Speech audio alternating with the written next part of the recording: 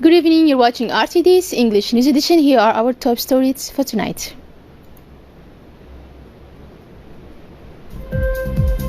Concerning the fire incident in Douda, fire at Douda landfill mobilizes Djibouti firefighters.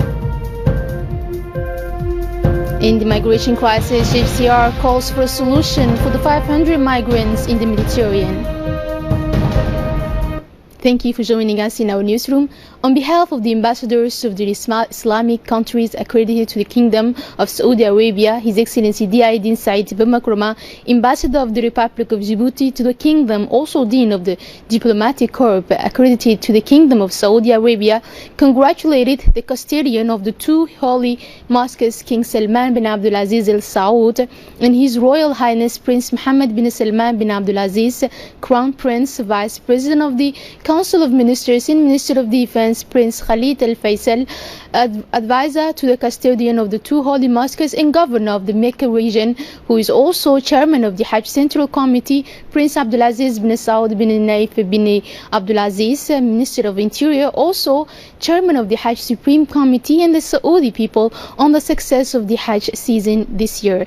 The ambassador expressed the gratitude of the heads of the Islamic diplomatic missions to the Saudi leaders and the authorities linked to the Hajj for their considerable efforts in providing pilgrims with great and appropriate services, transmitting the greetings and gratitude of the leaders of Islamic countries to the custodian of the two holy mosques, His Highness the Crown Prince, the government, and the people of the Kingdom of Saudi Arabia.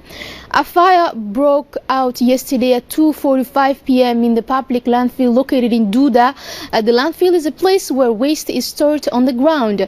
The fire destroyed all the waste stored in this landfill, causing thick smoke and polluting the atmosphere of the surrounding villages, and a toxic smoke that constitute a major risk for the surrounding population. The sub-prefect alerted the fire brigade, who immediately moved to the scene. For his part, Interior Minister Mumin Ahmed Sheikh and members of the government, including the Minister of Agriculture, visited the site to see the situation firsthand. Indeed, with yesterday's strong evening wind, the fire became more and more difficult to control, threatening to spread out of the landfill and risking to ignite the surrounding forest that abounds the region. Participated in the rescue operations to contain and isolate the fire from the landfill in order to avoid any propagation of the technical means and devices of the National Army, but also of the forces of friendly countries such as the Americans, Italians, and Japanese, whose military camp is located near the disaster site. A meeting was held in the meeting room of the Ministry of Finance. This meeting was chaired by the Minister of Health, Mohamed Warsame Diriye, in his capacity as Acting Secretary of State for Youth and Sports. The athletes, coaches, and officials involved in these African Games were present. The Acting Minister stressed during his speech that all the resources of the Secretary of State for Youth and Sports are mobilized to make Djibouti's participation in these African Games better. He urged athletes to bring back good results for their part. The Director of Sports, the Director of General Administration, the Vice President of the Djibouti National Olympic and Sports Committee, and the Secretary for Youth and Sports, Technical Advisor for Communication, presented the athletes with materials consisting of bags, national team clothing, traditional clothing, and shoes, as well as their mission expenses. All the administrative documents relating to their participation in these games were given to them, namely mission, order, and exceptional absence authorization.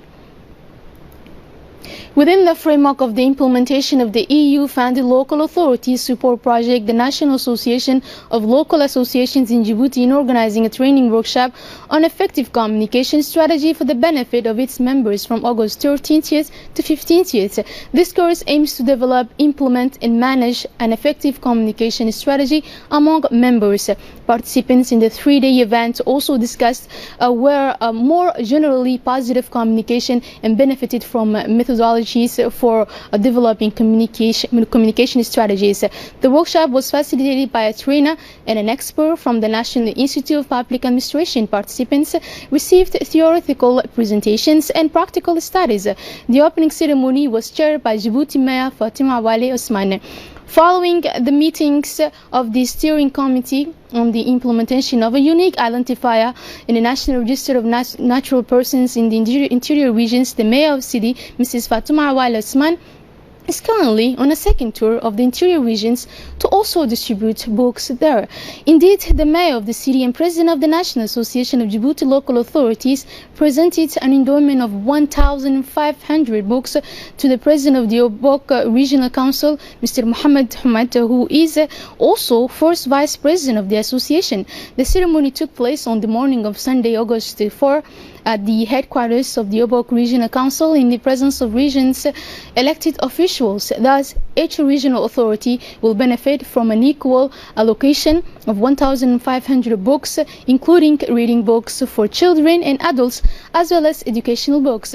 This distribution is part of the promotion of reading for the benefit of children in the regions, because reading is fundamental to improving learning. It is the basic competence, skills, the necessary passage to access other learning and progress in the school career. These books are also intended for teachers who will be able to have more resources to complete and enrich the pedagogical content of their courses, as well as that already present in school libraries. The mayor of the city thanked the Association Book for Africa for its support to the city of Djibouti, and Mr. Abdurrahim Isa Kahin, representing the Djibouti diaspora in Minnesota, USA, for his unfailing support. Also, as part of the fight against delinquency in all its form, on August 8, the gendarmes of Sheikh Musa Brigade put an end to a long series of armed robberies and extortion which spread terror in their constancy. Indeed, for some time now, complaints of motorcycles theft and knife extortion had been pouring into Sheikh Musa's brigade. The victims always reported the same process for the bandits. They all acting in gangs with knives and dispossessed the victims of their property, including mobile phones and all other valuables. The other favorite targets of these bandits were motorcycles, which are not only easy to steal but also to sell on the black market, either as they are or as spare parts, to put an end to this campaign of terror orchestrated by a gang of clearly well-organized offenders. The investigators of Sheikh Musa's brigade used all the means of their disposal to this end. The gendarmerie, judicial police have cross-checked intelligence, set up surveillance operations and contact with the population to carry out their mission successively. The investigators of Sheikh Musa's brigade were able to benefit from the reinforcement of the special resources of the research and documentation section. Thus, after careful investigations, the gendarmes of Sheikh Musa's brigade were able to restore order in their constituency with the arrest of 8 individuals during this vast operation. 35 mobile phones of different brands and 4 stolen motorcycles, 2 of which were stolen as spare parts, were seized by the officers.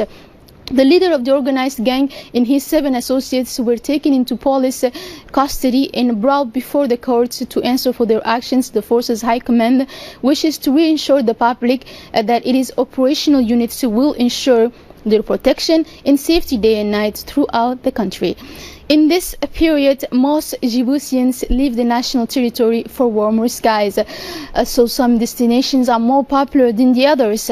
There are places that make you forget the summer heat, where life is good and parties with family and friends can only take place in good conditions.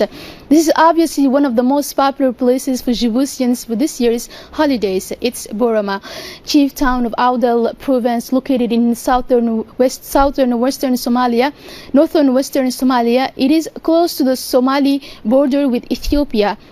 For an area of 14 square kilometers, it welcomes approximately 696,432 inhabitants. And this year, many Djiboutians went there for their holidays and celebrated the great festival of Eid al-Adha.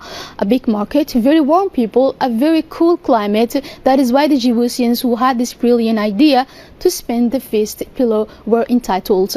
Boroma is influenced by the local climate. The warmest month of the year is June, with an average temperature of 24.1 degrees. In general, the average temperature is 17.1 degrees. This is the lowest average temperature of the year. Boroma is located in a mountainous and hilly region.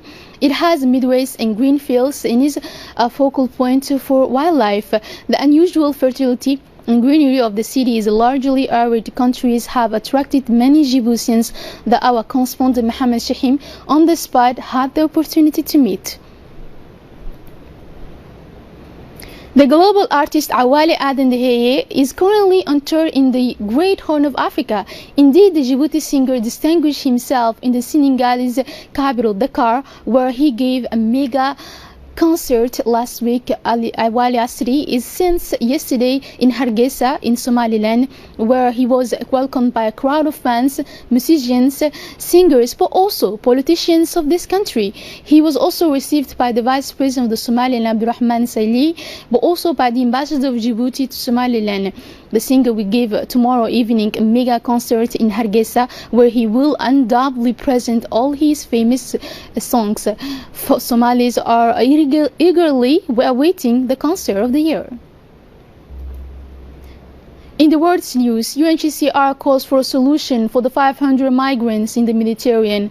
The humanitarian ship of the Spanish NGO Open Arms is still blocked less than 50 kilometers from the coast of the Italian island in southern Italy and has 151 people on board. The organization has requested an urgent evacuation of a baby and his family due to respiratory problems and is waiting for the decision of Italy and Malta, which are keeping their ports closed at sea for 12 days. The organization denounces the abandonment of Europe and reports that the conditions are increasingly difficult every day. This Tuesday, the United Nations Refugee Agency is calling on European governments to allow all migrants to disembark immediately. And that's all for this news. Thank you for joining us on Radio Television of Djibouti and have a good night.